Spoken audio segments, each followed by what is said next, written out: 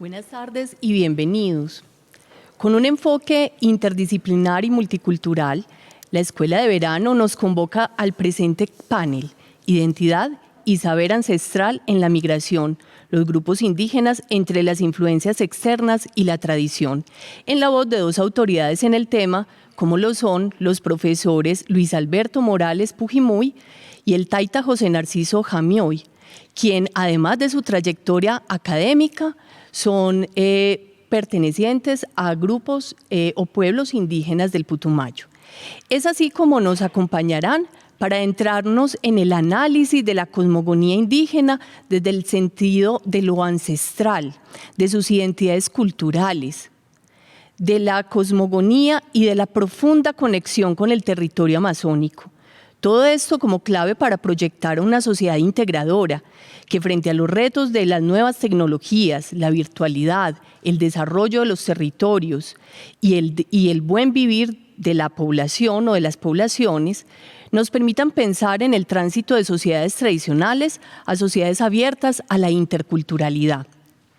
Sus reflexiones, entonces, también girarán en torno a los procesos migratorios en la influencia que tienen las comunidades ancestrales que llevan a procesos de interculturalidad a lo largo de distintos momentos históricos, articulaciones culturales y sociales en la actualidad colombiana en relación a fenómenos sociopolíticos recientes como la migración venezolana, y otros más estructurales como el desplazamiento forzado producto del conflicto armado u otras migraciones o intercambios poblacionales con países fronterizos como se ha dado en la historia del sur del país. Desde su conocimiento, experiencia y sobre todo su sabiduría, ambos profesores nos ayudarán a sumergirnos en el universo cosmológico indígena de la Amazonía colombiana. Nos permitirán entender el inmenso valor del acervo ancestral de sus comunidades, los retos identitarios que trae consigo la exposición a la alteridad con otras comunidades humanas, las oportunidades de enriquecimiento recíproco que generan estos diálogos y, asimismo, nos convocarán a imaginar cómo superar situaciones y problemáticas como la xenofobia. Nos convocarán a imaginar estas alternativas de solución y cómo, de alguna manera, deben estar implicados en estos grandes retos el Estado y la ciudadanía activa, consciente y democrática.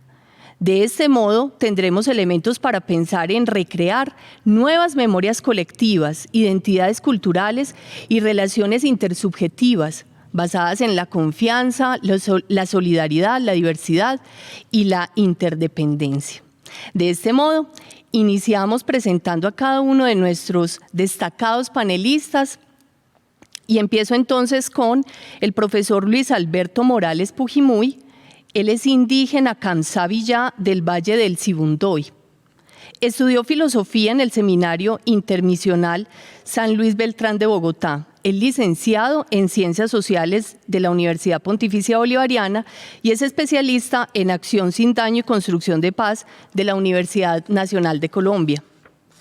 En cuanto a su trayectoria profesional, podemos destacar que es docente de Filosofía y Ciencias Sociales en la Institución Educativa Ciudad de Puerto Asís, docente de Filosofía en la Institución Educativa Seminario Misional de Sibundoy, es asesor de proyectos de investigación de la licenciatura en Etnoeducación UPB, la sede de Puerto Asís, es autor de documentales audiovisuales, Huellas de Identidad del 2007 y Jajañe, La Chagra 2008, asesor de proyectos culturales de comunidades indígenas en Putumayo, investigador y productor de narrativas en lenguas maternas, tallerista regional de diseño e innovación de la Universidad Nacional. Bienvenido entonces, profesor Luis Alberto. También tenemos a el taita José Narciso Jamioy Muchavisoy. Él pertenece al pueblo Caben Kamsá del Valle del Sibundoy, Putumayo. Él es doctor en Ciencias de la Educación, magíster en Etnolingüística y licenciado en Español e Inglés. También cuenta con otros estudios en Administración de Empresas, maestría en Ciencias Económicas y Derecho. Tiene una extensa trayectoria como catedrático en pregrado y posgrado en las universidades como la Nacional de Colombia, la UPB-IMA, la ESAP, la Universidad de la Amazonía, entre otras. Igualmente es investigador del Centro de Estudios de Lengua Aborigen de Colombia, de la Universidad de los Andes. Es secretario general de la Organización Indígena de Colombia, ONIC. Fue miembro del equipo asesor de autoridades indígenas de Colombia en la Asamblea Nacional Constituyente de 1991. Es congresista representante a la Cámara por Bogotá, Congreso de la República, gobernador del Cabildo del Pueblo Kamsá de Sibundoy, Putumayo, representante de pueblos indígenas en Colombia ante el Sínodo de Obispos, Roma 2019, en la Comisión Nacional de Trabajo y Concertación de Educación Indígena. Bienvenido entonces también al Taita José Narciso. Les doy la calurosa bienvenida a ambos y quisiera entonces iniciar esta conversación invitándoles o pidiéndoles a nuestros invitados que nos hagan un recorrido por las comunidades a las cuales pertenecen, que nos hagan una breve presentación de las comunidades indígenas en su contexto sociocultural,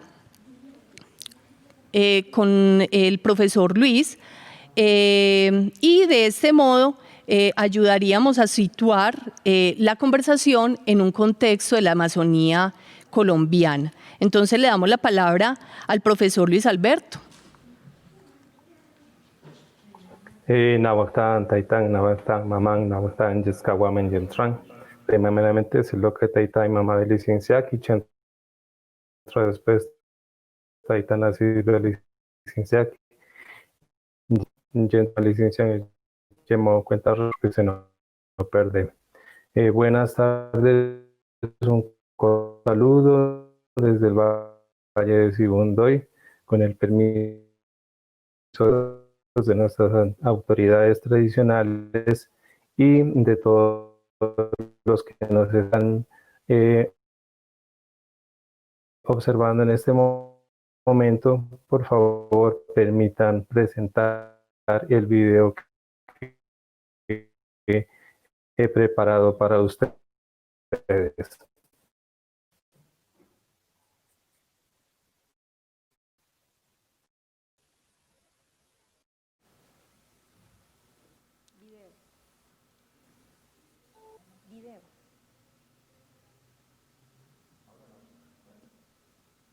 El video, por favor.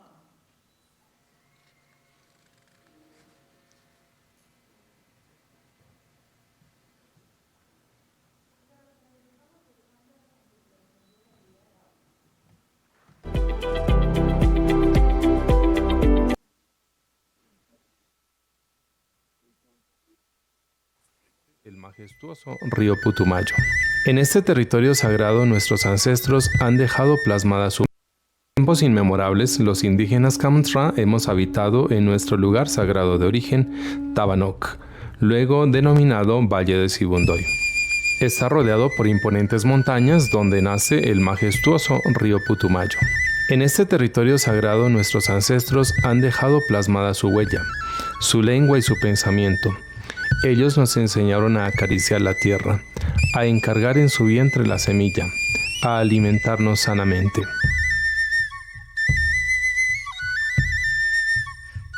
Sentados alrededor del Chinyac, la tulpa ancestral, tejimos la palabra, alimentamos la confianza, fortalecimos nuestra espiritualidad, porque esta fue nuestra primera escuela. Su legado nos enseñó a convivir pacíficamente, por eso cada año celebramos el Ptzknate, Día Grande, fiesta del perdón y la reconciliación, para encontrarnos como una sola familia, afianzar nuestras raíces y augurarnos un nuevo año colmado de bendiciones. Bienvenidos a nuestro territorio ancestral, Tabanoc.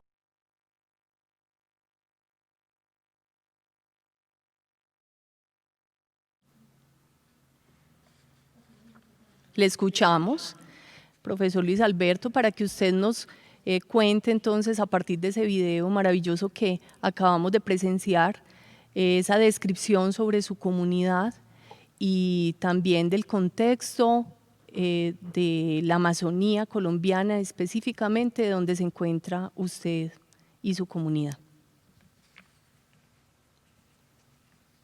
Sí, muchas gracias. Efectivamente, gracias a estos medios tecnológicos podemos migrar hasta donde están ustedes y ustedes pueden migrar hasta donde estamos nosotros para dar a conocer cómo en nuestro territorio, el Valle de Sibundoy, está ubicado al sur de Colombia, en el departamento del Putumayo, con un clima frío, más o menos unos 18 grados de temperatura, 2.000 metros, 2.220 metros sobre el nivel del mar, y es un territorio compartido por dos comunidades indígenas, Inga, procedente del Perú, y Camantra, que nos consideramos originarios de este territorio, por eso nos denominamos a sí mismo Camantra Yentran Camantra Villán. En esta ocasión tenemos la oportunidad de compartir con ustedes algunas de nuestras experiencias y algunas de nuestras vivencias acerca del tema que se ha propuesto, del tema migrar. Muchas gracias a ustedes. Luis Alberto, entonces para comenzar nuestra conversación, te voy a proponer la primera pregunta. ¿Qué reflexiones podrías hacer desde la cosmovisión indígena en torno a la innovación y el progreso tecnológico en relación al buen vivir? Y en ese sentido, ¿existe complementariedad entre el legado de la sabiduría ancestral y los saberes occidentales? ¿Es posible hallar una integración? Sí, como habitantes originarios de este territorio ancestral, pues creo que tanto las comunidades Inga como Cam hemos ido adoptando las nuevas tecnologías pues, necesarias para poder relacionarnos con los demás pueblos y culturas. De otra manera, pues pienso yo que no estaríamos en contacto a través de la virtualidad. Precisamente hemos ido, ¿no?, apropiándonos de esas facilidades que nos brindan los medios tecnológicos para podernos comunicar, también transmitir nuestros conocimientos, para visibilizar nuestros pueblos. Ha sido un factor que desde dos ópticas ha sido, ¿no?, un riesgo, pero también ha sido favorable. Ha sido un riesgo en el sentido en el que si no estamos prestos a orientar a las nuevas generaciones, existe la posibilidad de que se pierda la memoria ancestral. Existe la posibilidad de que poco a poco se vaya dejando en desuso nuestras tradiciones. Para no ir muy lejos, en el video que acabamos de mirar, podemos apreciar a nuestras abuelas haciendo el uso de la piedra de moler para procesar el maíz. Hoy esa tradición ya nadie la hace, nadie la practica. Sin embargo, a través de los medios tecnológicos hemos podido garantizar que ese saber llegue a las nuevas generaciones. Por otra parte, entonces tenemos herramientas tecnológicas que bien utilizadas sirven perfectamente para garantizar la memoria de nuestros mayores y así fortalecer y preservar nuestra identidad cultural. Entonces la innovación es un factor común en todas las sociedades y nosotros también hemos ido adoptando las nuevas tendencias que se nos ofrecen y ajustándolas al contexto. Esa es la idea, ¿no? A los cambios de la misma naturaleza, a los ritmos de nuestra propia vida. Y de esa manera, sin dejar de lado, sin olvidar nuestra palabra, nuestro pensamiento propio, que es lo que nos identifica. ¿Cuál es la conclusión? Pues la conclusión es evidente, ¿no? Y es que hoy son necesarios los dos saberes, tanto los saberes tradicionales como los saberes occidentales. Para ilustrar un poco, nosotros somos parte del territorio amazónico y todas las comunidades indígenas de la Amazonía hemos estado en sintonía con la naturaleza, nos hemos convertido en guardianes de la naturaleza. Hoy muchos investigadores, muchos científicos están poniendo los ojos en las comunidades indígenas de la Amazonía para entender cómo ha sido nuestra cosmovisión, cómo hemos logrado nosotros entablar una estrecha relación con la naturaleza, generar una armonía con la naturaleza de tal manera que hagamos un uso adecuado de los recursos y no causemos un impacto ambiental negativo. Así son los principios del buen vivir, ¿no? Del hacer el uso de los recursos racionalmente, moderadamente, sin la sobreexplotación del recurso, como se iría al otro extremo, al de vivir bien. Entonces, si queremos vivir bien, hoy acabamos todo y mañana vemos cómo nos arreglamos. Pero si queremos, ¿no? Seguir el principio del buen vivir, entonces garantizamos nosotros que el recurso sirva para todos. Entonces, en ese sentido, con ese ejemplo, se puede ilustrar perfectamente cómo los saberes se pueden integrar. Y hoy más que nunca, si queremos salvar nuestro planeta, si queremos generar espacios de convivencia, tenemos que integrar los dos saberes. Bella reflexión, profesor, porque nos habla del equilibrio que debe mantener tanto esas culturas ancestrales como toda esa posibilidad de abrirse a las innovaciones, a los desarrollos tecnológicos y cómo esto les permite integrar también la posibilidad de desarrollo de sus comunidades, pero también mostrar desde toda esa cosmovisión indígena del respeto a la naturaleza, al medio ambiente, cómo esta puede integrarse también a la visión occidental que a veces no es tan respetuosa con el medio ambiente, y yo creo que de ambos lados, digamos, podemos encontrar grandes aprendizajes para poder lograr esa integración que es bellísima y necesaria para lograr un desarrollo sustentable y sostenible. Yo quisiera pasar a otra pregunta, y es en torno a la identidad y a la alteridad, ¿cierto? Aspectos indispensables para pensar la cultura de los pueblos. ¿Qué opinión le merece a usted la hibridación sociocultural? Y los temas que se le asocian, por ejemplo, la mezcla, el mestizaje cultural o también la misma aculturación. ¿Tiene experiencias que usted nos pueda compartir de sus comunidades, de su pueblo indígena, y de pronto experiencias personales que nos puedan ilustrar un poco en qué consistiría esta experiencia? Sí, muchas gracias. Efectivamente, pensaba un poco acerca de mi propia experiencia de vida, porque los procesos de aculturación son inevitables. Y para ello podría contar la experiencia de mi llegada a Bogotá, más o menos en el año 95, cuando tuve la oportunidad de ingresar al Seminario Intermisional San Luis Beltrán. Allá obviamente tuve que iniciar un proceso de aculturación con nuevos estilos de vida, con nuevas formas alimentarias. Para mí fue ampliar también el horizonte del mundo. Yo pensaba que el mundo era solamente nuestro territorio sagrado, nuestro Valle de Sibundoy, pero poco a poco el horizonte geográfico también se va ampliando. Pero también tuve, ¿no?, que enfrentar algunos choques socioculturales en torno al vestido tradicional, costumbres.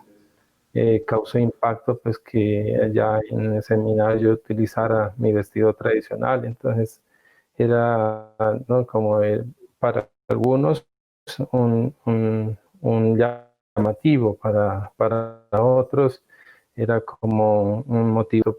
¿Por qué usted usa un collar? ¿Por qué idioma? Hay bastantes situaciones. Ha tocado los aspectos muy valiosos a resaltar es que la interacción con la educación superior en la Universidad Pontificia Bolivariana, en mis estudios de ciencias sociales, me permitió descubrir y valorar mi propia identidad. Ya me sentí fortalecido y entendí por primera vez qué tan grande era nuestra identidad cultural, qué tan valiosas son nuestras raíces, qué tan importante es preservar nuestros usos y costumbres. Entonces, en estos procesos existe, ¿no?, el riesgo de dejarse absorber completamente por la cultura dominante.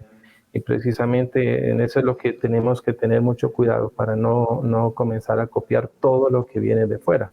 porque si bien hay elementos valiosos, herramientas indispensables, también existe, ¿no?, ese riesgo de dejarse colonizar nuevamente. Nuestros abuelos, nuestros mayores tenían cierto recelo por lo que venía de fuera, y precisamente recordando las palabras de mi bisabuela, en sentido literal tiene una historia que se narra de la siguiente manera. Dice: sentados alrededor de la tulpa, habían dicho ellos que se debería estar pendientes de las montañas, cuando en ellas solo haya potreros y rastrojos, lo que llaman Shinshain, se tendrá la certeza de que el fin del pueblo Camuntra se acerca, el fin de nuestro pueblo, ¿no? Cuando en nuestro pueblo ya no haya ni un solo auténtico Camuntra, cuando nuestro valle sea invadido por gente venida, dicen, por gente llegada, se tracen numerosos caminos, lleguen máquinas arrastrándose por el suelo y pájaros gigantes volando, ¿no?, como gallinazos por el espacio cósmico, y nosotros dejemos en desuso nuestro vestido tradicional, nuestro corte de pelo tradicional, y ya ninguna persona hable nuestro idioma. Entonces es ya de que no está llegando a su, ¿no?, fiestas. En los abuelos y las abuelas, estas costumbres se irán perdiendo poco a poco, y irán perdiendo significado. Es posible un día grande nuestro perdón. No podremos degustar nuestras comidas típicas, tampoco, ¿no?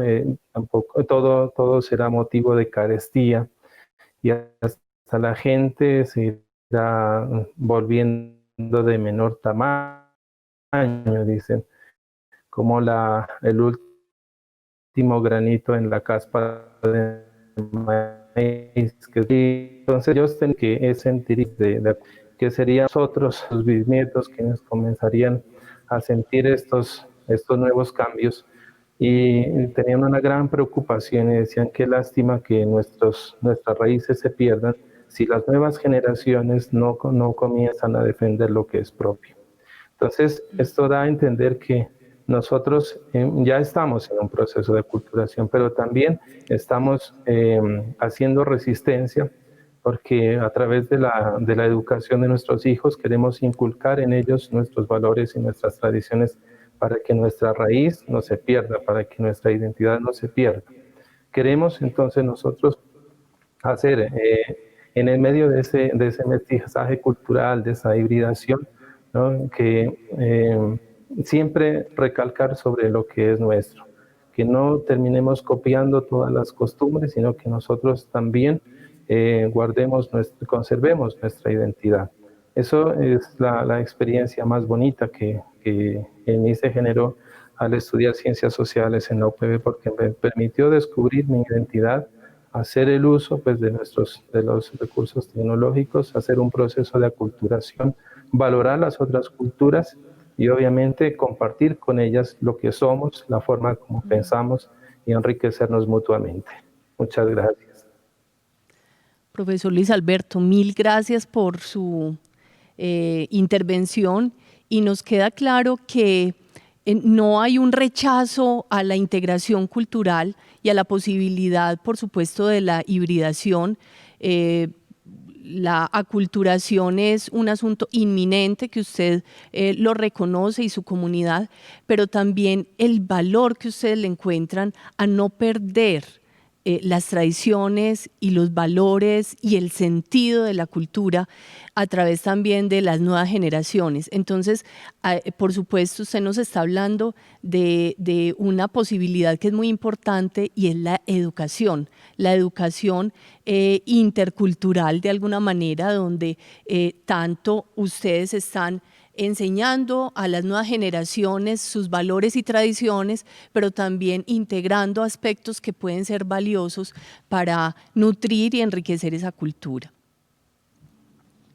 Bueno, voy a aprovechar que ya tenemos conexión con el taita José Narciso, y haciendo la misma presentación, me gustaría mucho, taita, que usted nos presentara su comunidad, su pueblo al cual pertenece, y que nos instalara, nos situara en ese contexto de la Amazonía, que nos va a permitir, digamos, soñar y también entender un poco de la cosmogonía desde donde ustedes nos están comentando sus posturas frente a la cultura y frente a los aspectos que vamos a conversar en este panel. Entonces le doy la palabra.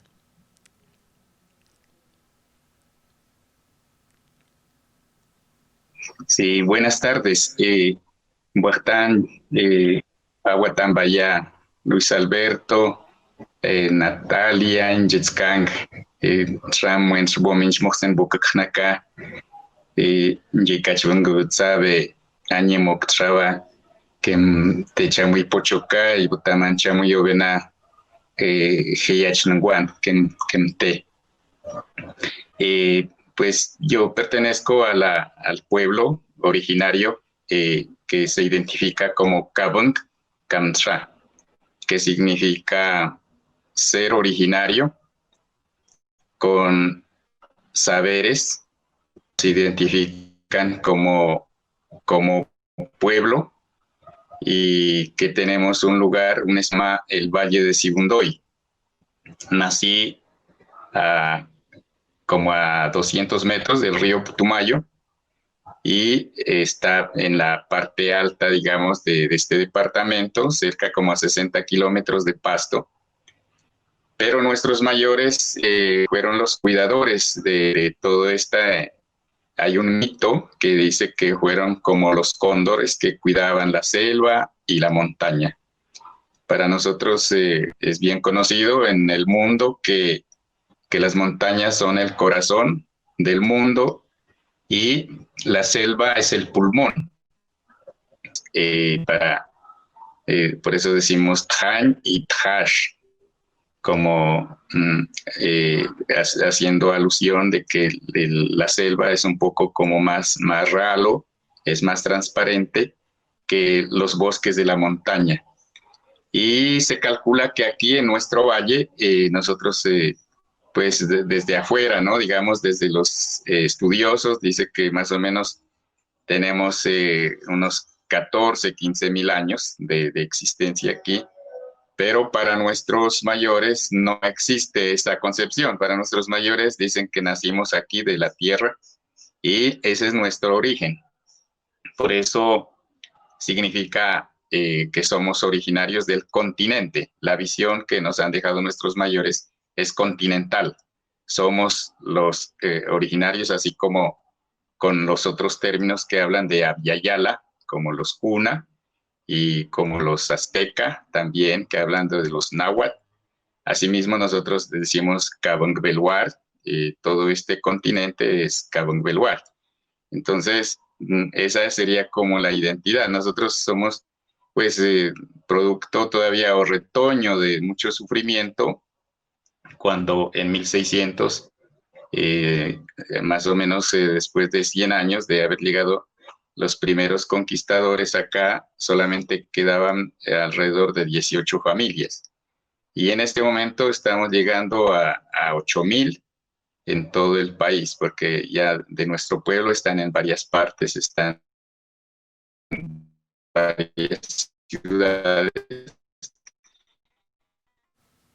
Estamos calculando en estos, y creo que pues vamos a continuar avanzando, o sea, la población a lo mejor va a aumentar más en el futuro. Eso sería como una primera presentación de lo que somos nosotros. Y yo quisiera aprovechar su reflexión y su experiencia desde el punto de vista teórico también, para que nos contara, antes de adentrarnos en los temas que estamos abordando con el profe Luis Alberto, que nos contara en qué consistiría el sentido o la entidad amazónica. ¿Existe esa identidad como tal? ¿Usted qué opina? Sí, nosotros tenemos bien claro, como les decía, la selva para nosotros, como estamos a 3 horas, digamos, de la selva, pues la carretera pues que es tan difícil, pero antes caminando por otro lugar solamente se demoraban menos de un día.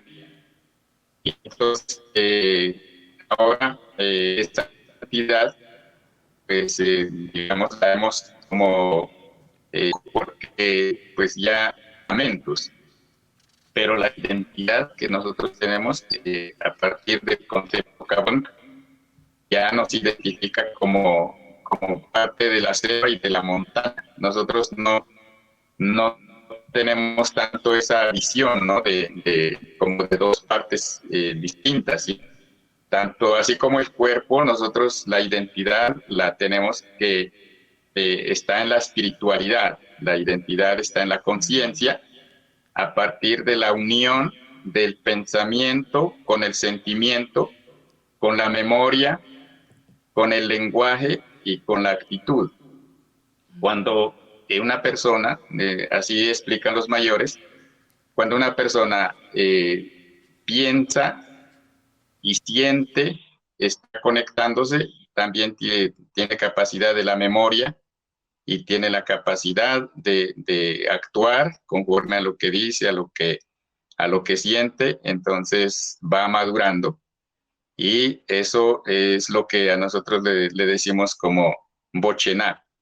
Cuando todavía no tiene esa capacidad, que puede ser una persona mayor, pero que no tiene esa capacidad de unir entre el pensamiento, el sentimiento, la memoria, el lenguaje y la actitud, entonces parece, a veces le dicen que todavía es cochashvená, o sea que todavía no madura, y eso es lo que pues en la educación uno mira que no le enseñan a esa, no tiene esa formación porque en la educación occidental es como todo por partes, como aislado.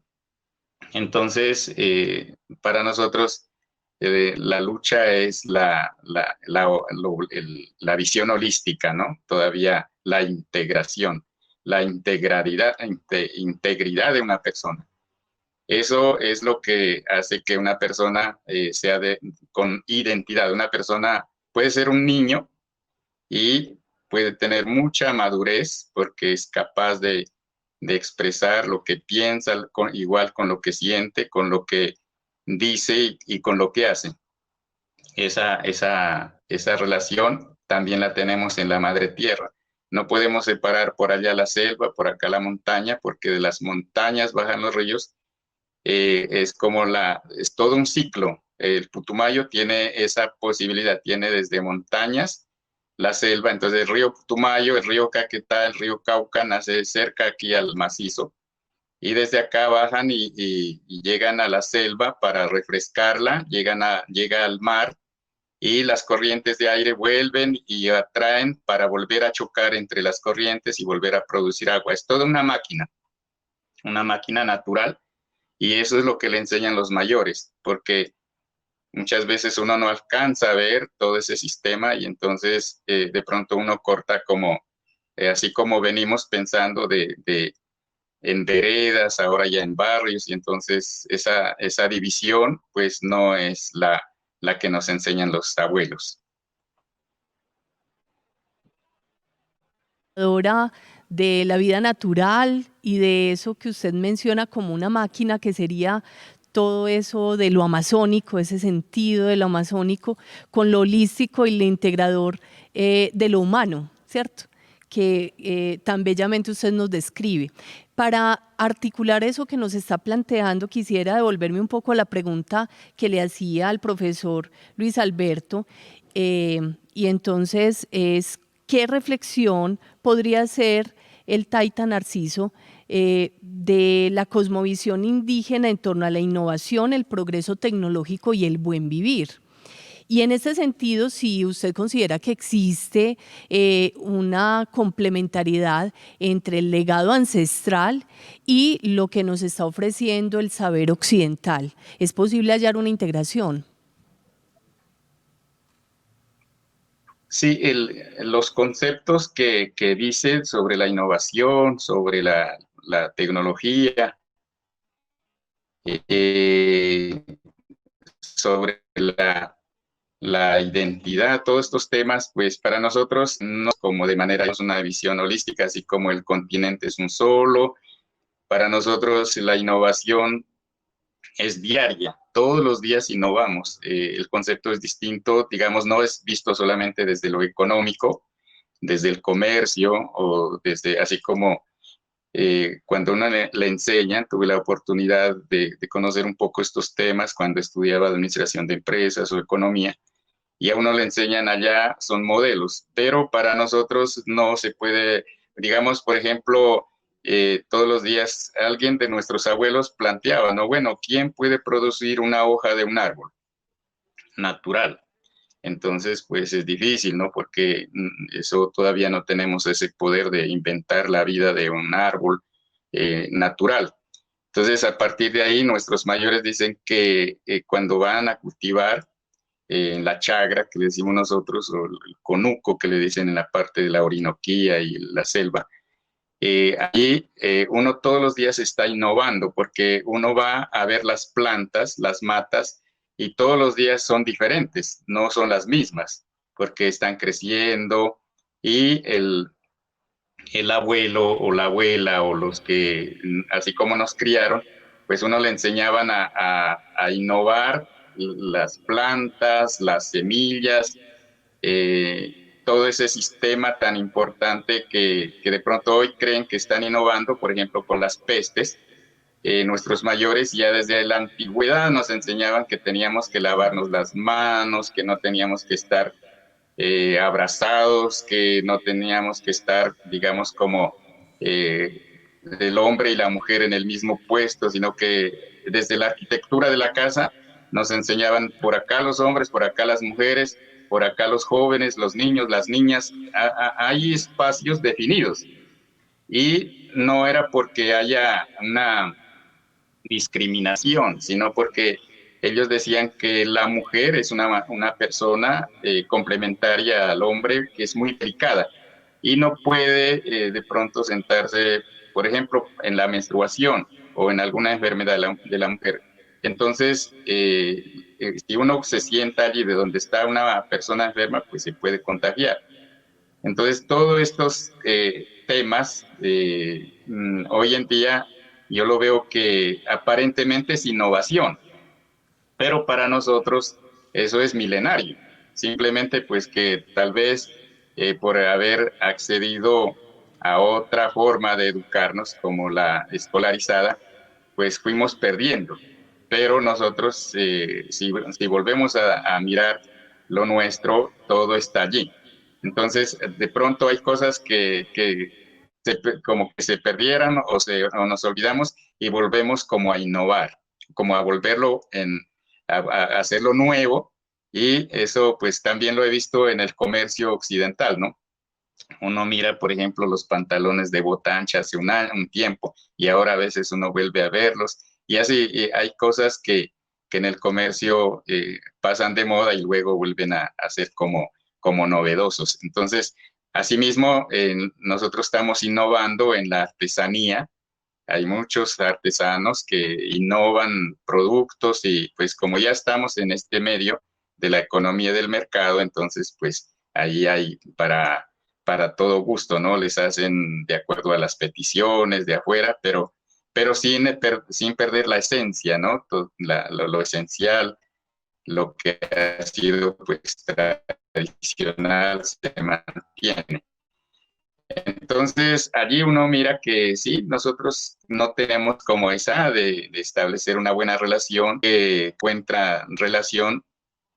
Hay más, antes no se casaban tanto entre, como les decimos, colonos y Kamsra o Kabun, que hoy en día hay bastantes matrimonios entre no indígenas y de nuestro pueblo. Y entre otros pueblos, hay compañeros Kabun, Kamsra de acá de nuestro pueblo, con arhuacos, con amazónicos, con de las ciudades. Entonces uno mira que pues debe haber una buena, digamos, una buena alteridad para que hacer estas relaciones, ¿no? Y ahí pues eso todo es un aprendizaje y yo pienso que está evolucionando. Yo pienso que el mestizaje no es de ahora tampoco. El mestizaje ha sido de siempre, pero en la educación, de pronto la visión antropológica a veces ha sido vista como que el indígena tiene que ser como enjaulado, como que allá tiene que permanecer con lo mismo, como con la misma indumentaria, como los mayores, pero todo eso pues miramos que es de cambio, ¿no? La cultura es de cambio, ningún hijo es igual al papá, y de acuerdo a los hijos, los mayores dejaron bien clasificado en el tiempo, Cacatempo, Tempo y Tempo. Son 3 tiempos distintos y Tempo, que es el que estamos viviendo. El Tempo significa que estamos viviendo la época del comercio, de la venta. Entonces nosotros no le decimos colono o blanco, sino el vendedor. A la gente que no es de nuestro pueblo le decimos el vendedor, ena, shkena le dicen, ¿no? Porque ellos vinieron y pues nos vendían las telas, los platos, las ollas. Entonces quedó con ese nombre, que la gente que no es de nuestro pueblo dicen el shkena o shnena, que significa la vendedora, el vendedor. Taita Narciso, usted nos está planteando de alguna manera la relación que tiene en la cultura los cambios y las permanencias. Es un asunto como casi cíclico, como que lo vivimos permanentemente. Hay unos asuntos que permanecen, incluso que se reevalúan, que retornan o que desde la tradición se retoman en digamos, prácticas más actualizadas, pero también hay unos asuntos que cambian y se transforman. Y en ese sentido quisiera retomar otra de las preguntas que le planteaba a Luis Alberto, y es en torno a la identidad y a la alteridad.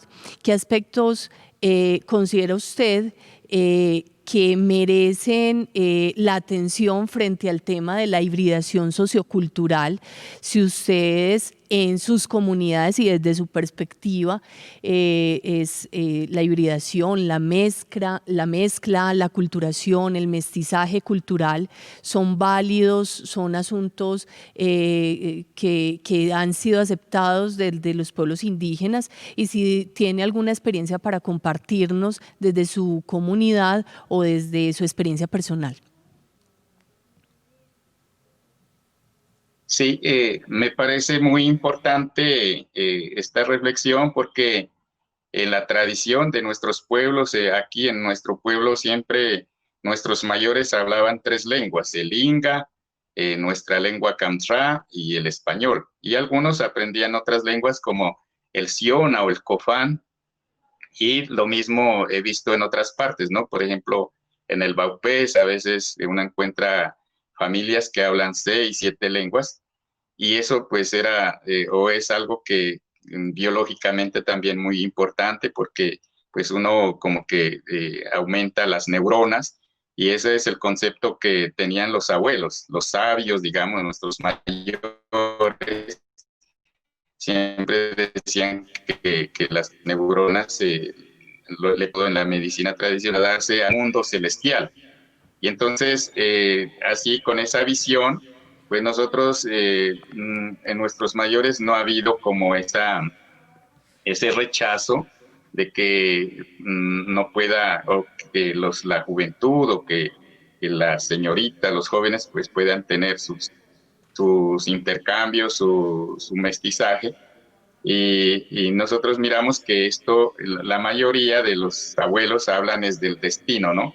Que hay personas que tienen ese destino, dicen, de ir a ser parte de otra familia, de una familia más amplia. Entonces, también en estas ideas van en el marco del plan de vida, así como los mayas hablan de más o menos 20 a 25 mil años, los planes de vida. También nuestros mayores, así como decía, es cíclico. Nuestras generaciones no es de 5 o 20 años, sino que nuestros mayores soñaban a 300, a 1000 años. Entonces, así soñaba en la historia nuestro taita Carlos Tamavioy, desde 1700 ya soñó lo que íbamos a vivir aquí. Y nuestros mayores ya nos decían lo que íbamos a vivir aquí.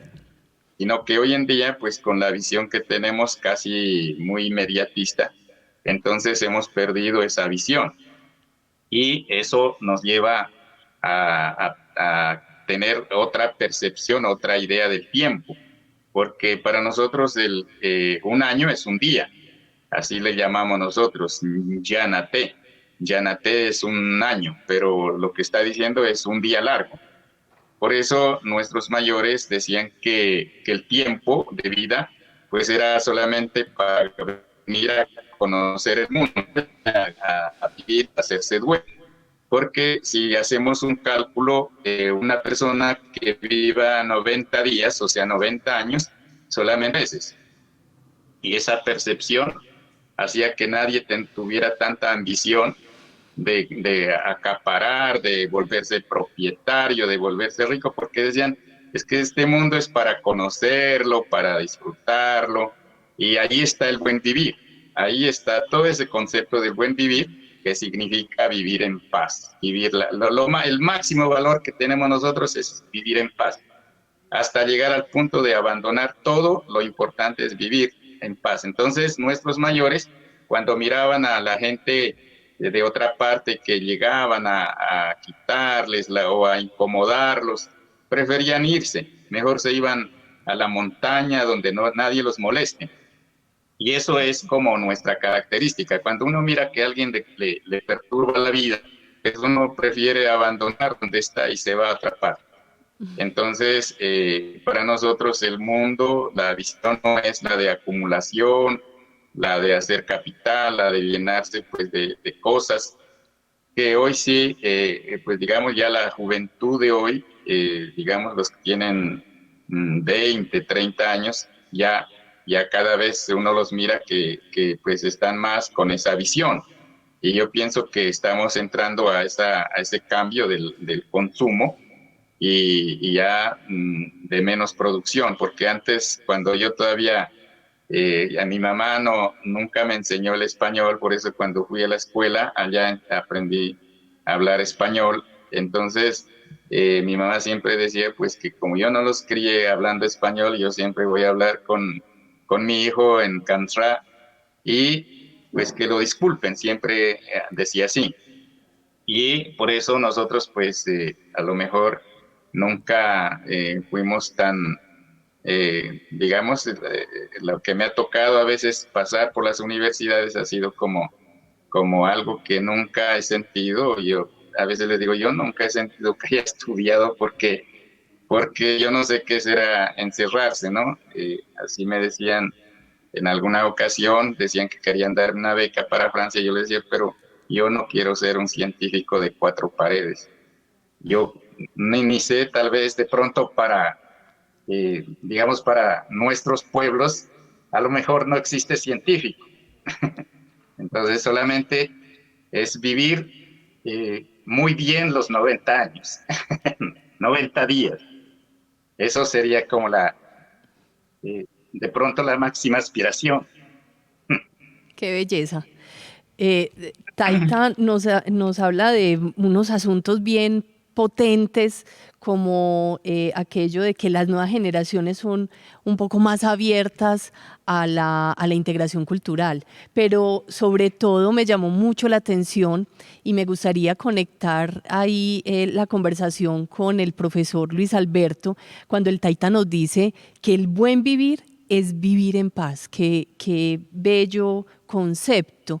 Y ahorita Luis Alberto nos contaba también del buen vivir. Creo que van muy en sintonía sus, digamos, percepciones de la vida, pero también nos hablaba Luis Alberto de procesos de resistencia en sus comunidades.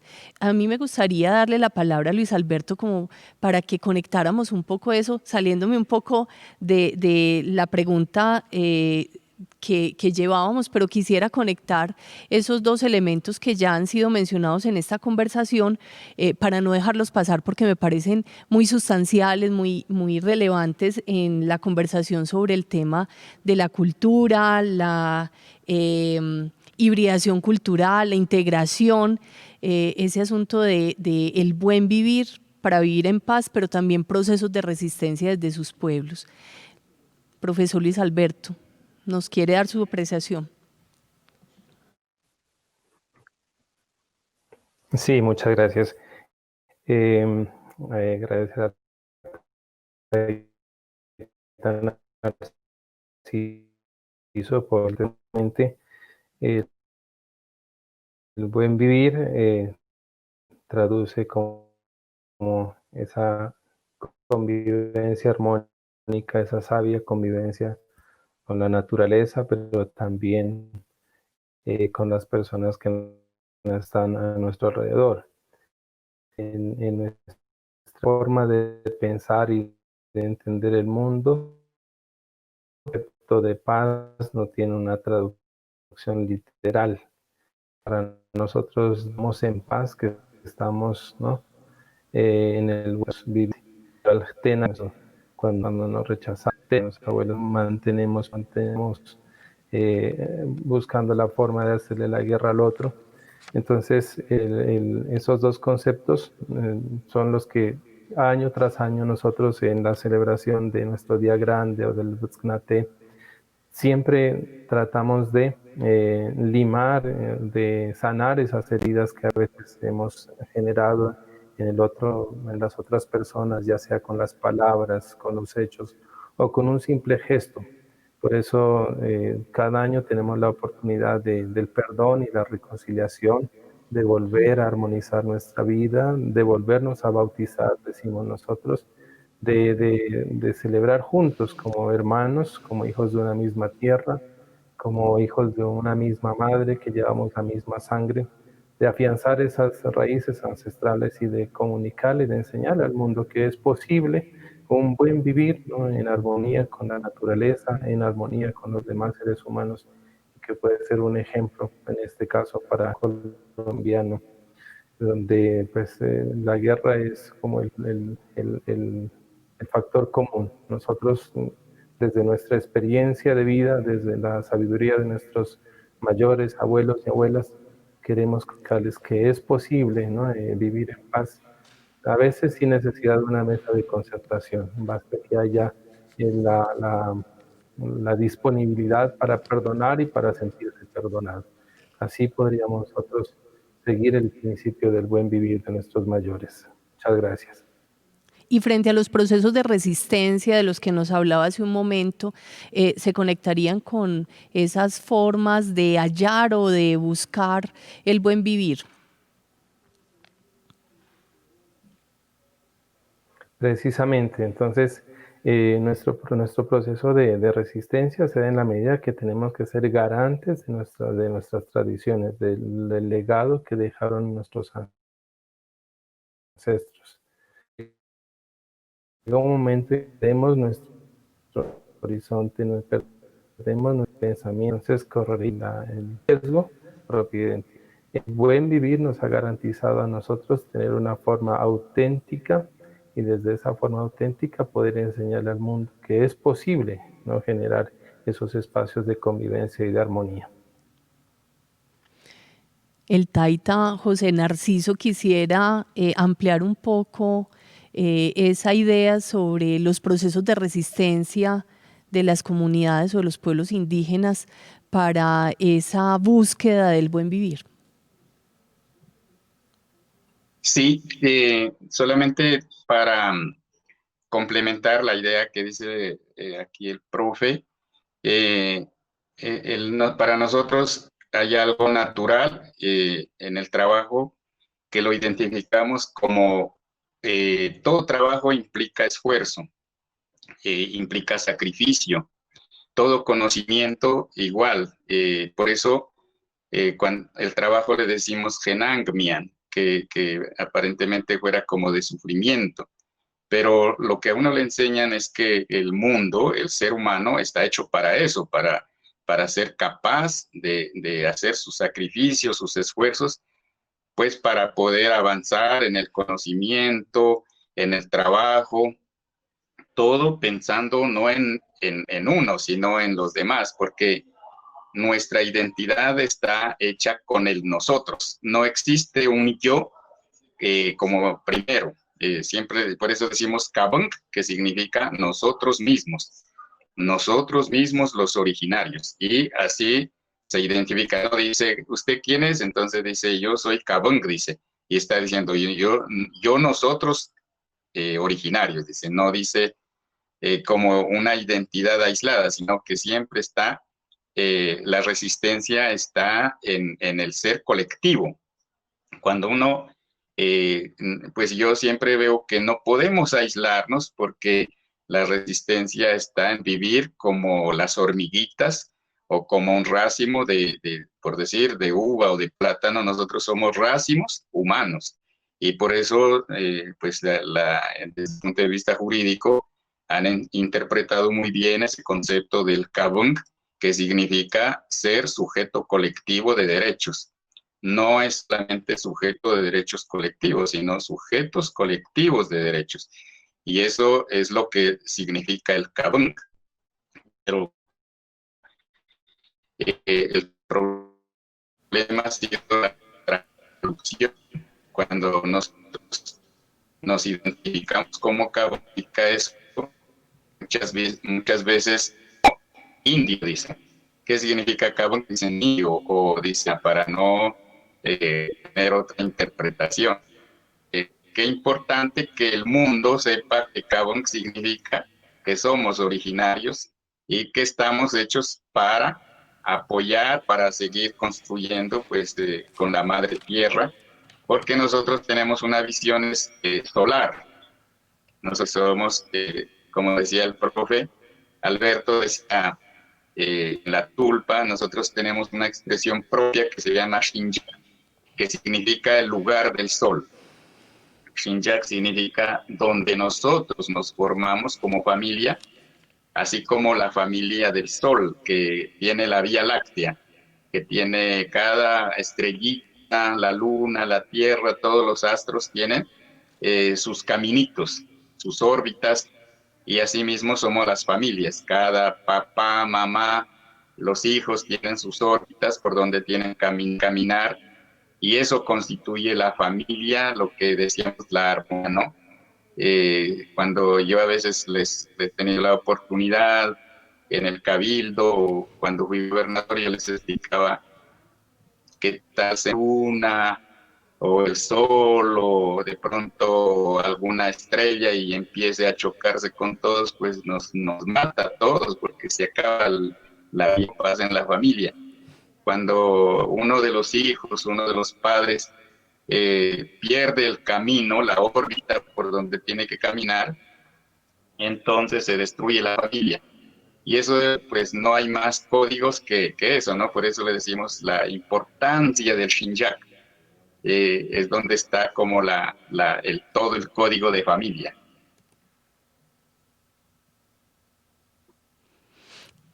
Qué bella reflexión al plantear ese tránsito del ser individuo, de lo individual, a ese ser colectivo, y la posibilidad de encontrar en los procesos de resistencia la lucha por el buen vivir, también una dinámica sociocultural de sus pueblos indígenas, pero también una forma sociopolítica de privilegiar lo comunitario, privilegiar la comunidad. Entonces, en ese sentido, cuando usted nos habla de la importancia del pensarse en el ser colectivo, creo que nos une perfectamente a la conversación que vamos a continuar en este momento, y es cómo digamos, lograr la integración cuando ya esos otros no son los otros de mi comunidad, de mi pueblo indígena, sino que son otros migrantes, que son otros que me están ofreciendo, que me están planteando una alteridad. Entonces, en ese sentido, les voy a invitar a que reflexionemos acerca de los flujos poblacionales en Colombia. A propósito de la migración venezolana que se ha dado en los últimos años, pero también a propósito de los fenómenos que se han dado de manera estructural, por ejemplo, el desplazamiento forzado, producto del conflicto armado, o incluso los flujos poblacionales que se dan por las migraciones de países de frontera que han sido históricas pues, en el sur del país. Quisiera entonces que ustedes, desde su cosmovisión y desde sus experiencias, nos contaran cómo se ha dado este proceso de migración, de flujo poblacional, pero también que a partir de toda esa cosmovisión nos hagan una reflexión, nos permiten encontrar lecciones aprendidas para evitar la xenofobia y propiciar una manera adecuada, si se quiere, de integración cultural. También podríamos hablar de interculturalidad. Entonces, ¿qué tal si el profesor Luis Alberto nos cuenta qué opinión le merece esto que planteamos?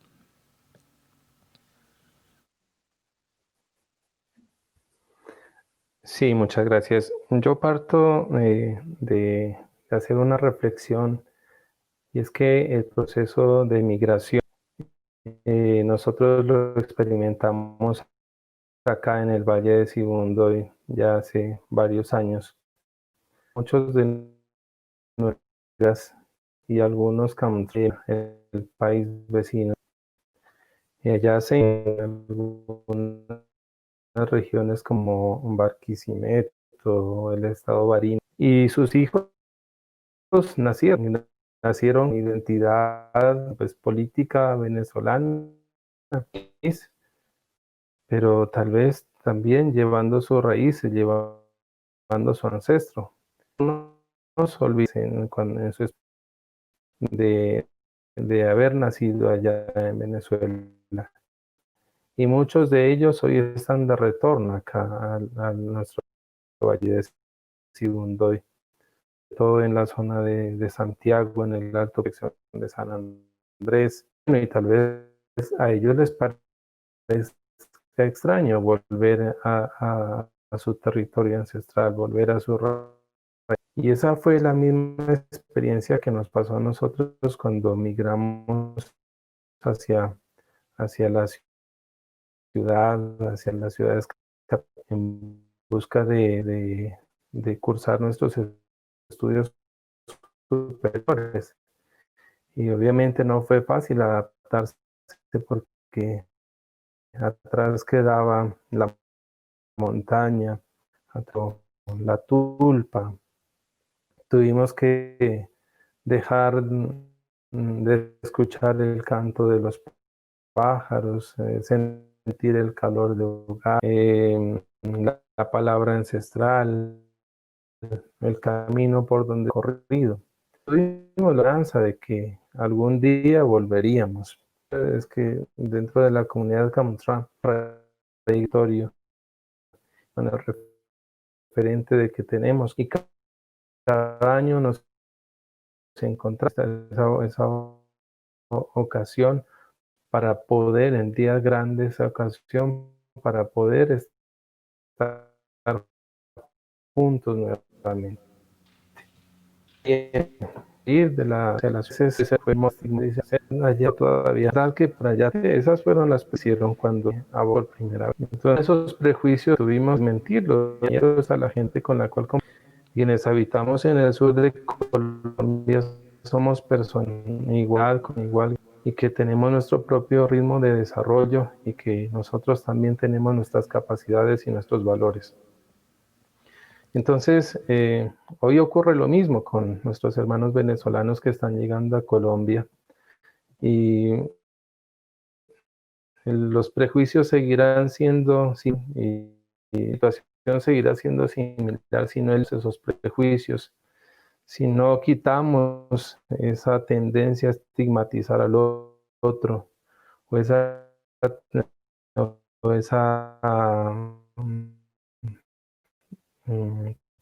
la lógica de xenofobia, con un ejemplo ilustrativo se podría representar así. Si usted viene del Putumayo, entonces tiene que ser guerrillero, o a lo mejor es cultivador de coca. Y si usted viene de Venezuela, entonces cuánta seguramente viene la gente. De fondo no he ido a reconocer sus capacidades. Nosotros a veces todavía encontramos gente que piensa que hay razas superiores y que hay razas inferiores, y que hay países cultos y hay países incultos, y que por lo tanto no todos tenemos que asimilarnos a un patrón dominante, a una cultura dominante, o queremos que el otro sea como yo quiero que sea. Entonces, esos procesos, ¿no?, de migración de nuestros hermanos venezolanos requieren, en primer lugar, reconocer al otro como hermano. Y en nuestra forma de pensar como indígenas Kamtra, siempre tenemos el concepto de Catrata. Catrata es hermano. Yo le digo hermano no solamente, le digo Catrata al vecino que está a mi lado, o le digo Catrata al que vive lejos, pero no somos sanguíneos, pero nos tratamos como entidad. Los falta. Ellos dos necesitan sentirse en familia, ¿no? Kanjetsakanka, decimos nosotros, como los que habitamos dentro de la misma casa. Termino yo esta apreciación con una experiencia que tuve alguna vez en Puerto Asís, al escuchar a una rectora de una institución, en donde, con un inconveniente de trabajo social, que ella terminó ganándole una tutela, entonces, como en un símbolo de desprecio, le decía que ustedes los indígenas quieren todo regalado, ¿no? Y seguramente hay muchas personalidades para él, le decía. Entonces, en ese sentido yo me colocaba, ¿no?, demasiado, ¿no?, a veces diría yo con rabia o con impotencia, porque es la misma discriminación que le estamos haciendo a los hermanos venezolanos. No es que los venezolanos hoy quieren todo regalado, ¿no? Lo que ellos están buscando es una oportunidad que nosotros les generemos para que ellos puedan desarrollar sus talentos, sus capacidades. Y de esa medida nosotros podríamos armonizar esos espacios, porque así como un día nuestros hermanos indígenas migraron hacia Venezuela, hoy son ellos los migrando hacia Colombia en busca de oportunidades.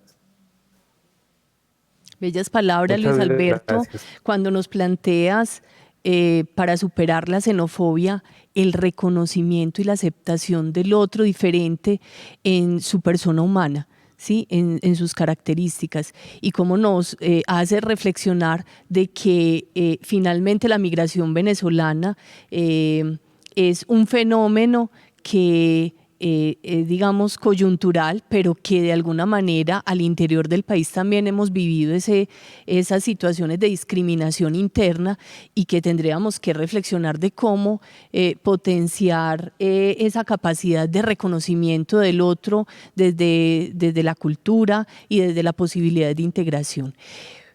El taita José Narciso ya está con nosotros, tiene la palabra en torno a esas reflexiones que estamos haciendo sobre la migración y esas lecciones que podemos aprender para superar la xenofobia y otros males que nos trae a veces la falta de el reconocimiento del otro.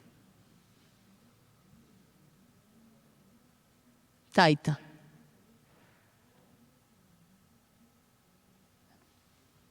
Sí, muchas gracias. Lo que uno observa en este tema de la migración o de los cuando hay migración de distintas partes es como la falta de educación, porque para nuestros pueblos, cuando estuve acompañando como parte del equipo asesor en la Asamblea Nacional Constituyente, hicimos esta reflexión, sobre todo con los departamentos fronterizos. Por ejemplo, en La Guajira, con nuestros hermanos Guayunaiki, pues hay mucha gente que está en Venezuela y nosotros no podemos mirar que él es venezolano. Cuando tenemos una mirada continental, no podíamos mirar de esa manera. Para nosotros los límites no son punto de división, sino de unión. así decimos de Najebanok, así decimos como el punto donde nosotros nos encontramos. No es donde nos dividimos y nos peleamos, sino todos los límites deben ser puntos de encuentro. Los ríos que son límites, por ejemplo, el Amazonas, el Putumayo con Brasil, con el Perú, uno encuentra que están de la misma familia, no hay diferencia, y con la visión de quiénes somos. Para nosotros tenemos la visión de que somos humanos, más que venezolano, colombiano, esa no le damos como prioridad a esa identidad, digamos a esa identidad nacional. Para nosotros lo primero es el ser humano, y en todos los pueblos lo he encontrado así. Nosotros también hablamos del ser humano, pues nosotros tenemos o entendemos que tiene las mismas necesidades de comer, de salud, de educación, y cuando hay alguien que está mal, pues, uno le enseñan a ser bastante solidario, le da posada, le da comida, lo que esté a su alcance, ¿no? Entonces, no existe esa visión de que usted es, por decir, venezolano. Así como decía el profe, pues mucha gente de acá hace unos años fueron a Venezuela, y qué bueno pues que ahora también podamos ayudarles, ¿no? Sabemos que la división que todo se ha dado es a nivel de los políticos que tienen el poder, y pues uno siente no solamente a ese nivel nacional, sino a veces en las gobernaciones, en las alcaldías, nuestros pueblos, miramos que esa discriminación también se da a nivel local. Muchas veces uno se siente, de pronto, así lo han dicho varios compañeros, se siente extranjero a veces en su propio territorio. Y pienso que esa discriminación es parte, digamos, existe, es porque hay una mala educación. Y eso pues conocemos todos históricamente, desde el matoneo que se da en las escuelas, y eso pues hoy en día, así como decía el profe, de uno cuando va a Europa y siempre lo van a mirar como el coquero, el narcotraficante, y pues así de pronto hoy estamos como estigmatizando al venezolano, ¿no? Y de pronto no son venezolanos, porque a lo mejor muchas veces los que hacen o aprovechan para camuflar en la delincuencia, pues a veces le echan la culpa a otro. Entonces, para nosotros no existe tanto esa idea, ¿no? de la xenofobia al extranjero. Al contrario, uno siente al revés. Yo siempre he visto que acá, por ejemplo, cuando llega un extranjero es bien acogido, lo invitan, es muy bien recibido. Y entonces uno cuando escucha eso, pues se extraña, ¿no? Porque tenerle rabia a alguien por ser extranjero. Y uno pues cuando va, yo siempre también les digo, cuando yo he ido, por ejemplo, a Medellín, a otras partes, y a veces uno es bien acogido y uno se siente bien. Y así también debe ser que cuando llegan, pues ellos cuando lo visitan o llegan a Colombia, pues si son bien recibidos, deben sentirse muy bien. Definitivamente ustedes son grandes embajadores de la solidaridad. Yo que he tenido la oportunidad de estar en su territorio, por supuesto siempre me he sentido muy acogida, y sé que lo hacen de esa manera con las personas, con los extranjeros o los extraños a su territorio. Y quiero retomar de lo que usted nos plantea, un llamado a la educación que debe de alguna manera consolidar una fundamentación desde la solidaridad, desde la confianza al extranjero, al otro, al diferente, una apertura a la diversidad y por supuesto una posibilidad de interdependencia, de interculturalidad. Definitivamente tenemos mucho que hacer desde o muchos retos desde la educación para poder potenciar justamente esa apertura a la interculturalidad y al respeto al otro diferente. Les cuento, profesores, que tenemos varios comentarios. Entre ellos quisiera resaltar que el profesor Juan Fernando Palacio, que nos acompañó en esta preparación del conversatorio, les manda un saludo muy especial, nos habla de que son excelentes las reflexiones y que valora mucho los aportes que ustedes nos están brindando en este conversatorio. Igualmente, la profesora Silvia Castañeda les saluda muy especialmente, dice que es un honor escucharles, dice que les agradece mucho por ser sus maestros y les hace una pregunta. ¿Nos podrían mostrar un camino que nos permite integrar esta sabiduría ancestral a nuestra vida cotidiana en medio de la crisis que hoy afrontamos?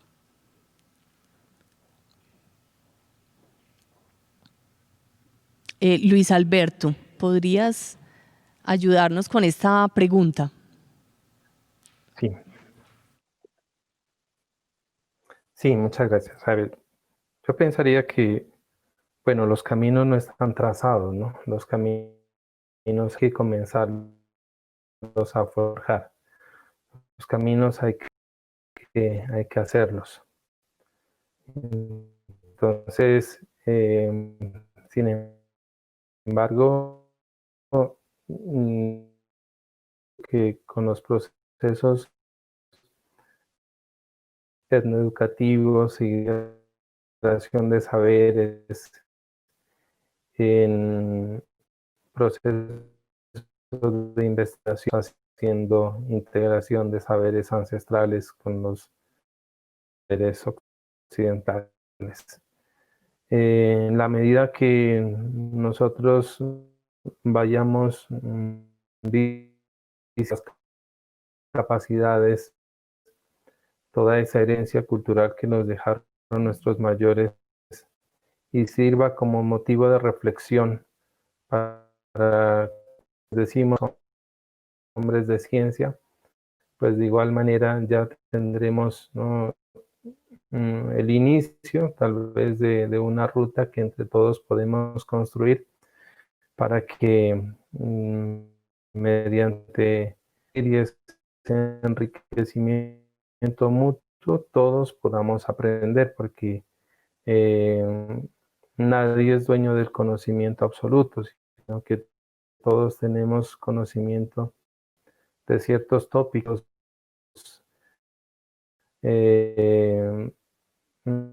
aspectos de la vida, y entre todos. Entonces, pienso yo que si bien nos hizo, nosotros podríamos empezar una ruta de intercambio de saber que Boaventura de Sousa, ecología de saberes en los cuales tanto lo que yo sé y como lo que sabe el otro, que tiene parte de su de verdad, tiene, ¿no?, una experiencia acumulada, y entre todos podemos conocimiento que nos lleve a nosotros a solucionar esos problemas que Luis hoy Alberto, ya aquejan no solamente a Colombia, sino nos quedan solo 5 minutos y quisiera agradecerte por estas palabras y aprovechar las últimas palabras del Taita Narciso para que podamos cerrar. Hay muchos comentarios, pero muchos comentarios valorativos y de agradecimiento a las palabras que hemos escuchado en este conversatorio.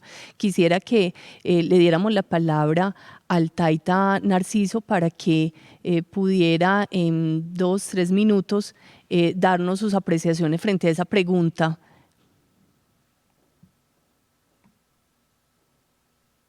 Muchas gracias.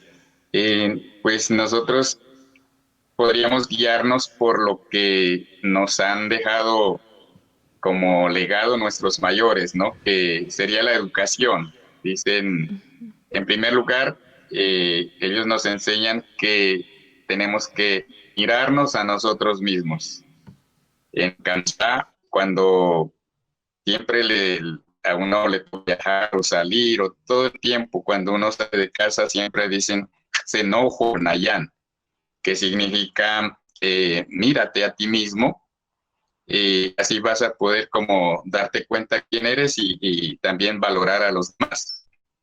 Entonces, creo que con esa frase podríamos mirarnos nosotros como docentes o como padres de familia, quiénes somos nosotros y qué podemos ayudar a los demás.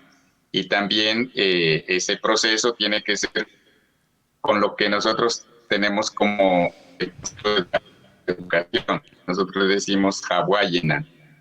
Hawaiiana significa que es tener una capacidad en el corazón de los otros, como decirle una velita, como hay como uno le prende el corazón y lo ilumina, y con eso puede pues tener la capacidad de alumbrar todos los conocimientos